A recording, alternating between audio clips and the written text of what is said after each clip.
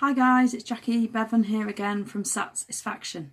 I thought tonight I'd look at hints and tips to get you and your child through SATS week. We've got 8 weeks now till the SATs. Just thought I'd give you some hints and tips ready to prepare yourself for the week that's going to be coming soon.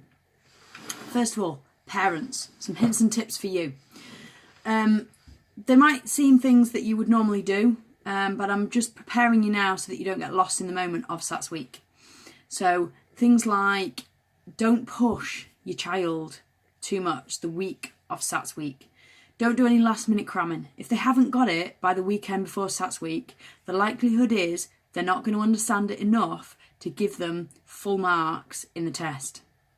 By all means, keep working on it now. Keep working on it till a couple of weeks before the test. Keep working through packs or whatever revision guide you're using. But the week of SATS week, leave it. Don't try and force them to do a method or understand a method or a concept that they've not got for the last year. Don't over-egg it. In the morning when you drop them off at school, do the normal morning routine, do the normal good luck today in your test, have a good day, I'll see you tonight. Don't give them the whole, don't forget to read the question, make sure you answer it, make sure you answer the whole test. Let it happen. What they can't do or how they are that morning is going to reflect how they are that day. Be positive. When they come out at the end of the day and say, I didn't finish the test, I missed this question, I missed that question. There's nothing you can do, there's nothing they can do. So move on from it. Leave it. It's one of those. You tried your best. That's all I'm asking you to do. Give them a few home comforts that week. Give them cook them their favourite teas. Give them a balanced meal to get them through the week and give them nutritional food that's brain food. But give them a few home comforts along the way. Cheer them up after a stressful day. Try and encourage them to go to bed early or earlier than normal because it might take them a little bit longer to relax and get to sleep, and they need a good night's sleep ready to feel refreshed and ready for the test the next day. Like I said at the start, I'm sure these are all hints and these tips are all things that you know, but we can get lost in the moment of SATS week. Kids, it's all about you. SATS week's all about you. The whole week is all about what you've been doing for the last year or 6 years at school. But stay calm. Treat it as a normal Monday, normal Tuesday with just a few tests in the way. Give yourself a good breakfast that morning so that you are fueled and ready to go. You've got some brain food inside you. You're not spending the whole time in the test thinking, what am I having for lunch? Prepare some equipment. You'll be given rulers and protractors and tracing paper, but make sure you've got a good rubber and make sure you've got some pencils. Suggest 3 sharp pencils. You haven't got time in the test to put your hand up and ask for a new sharp pencil, or you haven't got time in the test to go to the bin and sharpen a pencil. So if you've got a few sharp pencils, 3, then you can, as soon as one goes blunt or one snaps, you can just pick up another one and carry on where you left off. Alternatively, if one drops on the floor, you've not got to scoot around trying to find it on the floor. You can just pick up the next one and use that. If you can't answer a question, don't worry about it. Move on to the next question.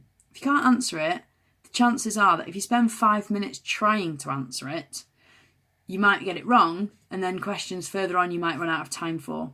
It's best if you can't answer a question or you don't know how to do that, leave it out, go on to the questions you can do, and then if you've got time at the end, you can go back and answer it. Read the question carefully. I'm sure that's what your parents have been saying. I'm sure that's what your teachers have been saying, and I know it's what I've been saying. But read the question carefully. I've got an example here taken from the 2016 SATS sample paper. Here is a triangle. There's 2 parts to this question, there's 2 marks. First part, measure the shortest side accurately in centimetres. Second part, measure the largest angle. I can guarantee there'll be children in your class that measure the shortest side and measure the shortest angle. Or measure the shortest side and measure the largest side. They don't measure the shortest side and the largest angle. They haven't noticed that there's centimetres here and degrees here.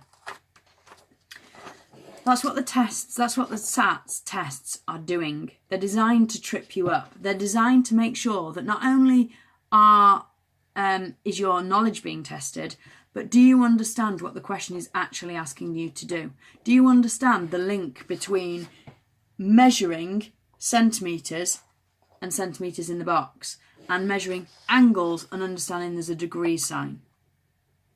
They're designed to trip you up. Check the question. Read the question carefully. A lot of the time with these new tests, you are likely to run out of time, or you are likely to run out of time to give you enough time to check your answers. So it's important to do it the first time. So read the question carefully the first time. Look for those trip ups. There will be them. I can guarantee you they will be there in the tests. So watch out for them. The last thing I want to show you is this. 206. Oh, what's this answer? Even if your method is right, and even if your answer in your method shows 206, if you've written this in the box, the examiner is more than likely going to mark it wrong, because it is not clear as to whether that says 206 or 266. So make sure that you write your numbers and your letters, for that matter, clearly, so that you don't lose silly marks on not seeing, on answers that you actually know. Hope these hints and tips have been useful.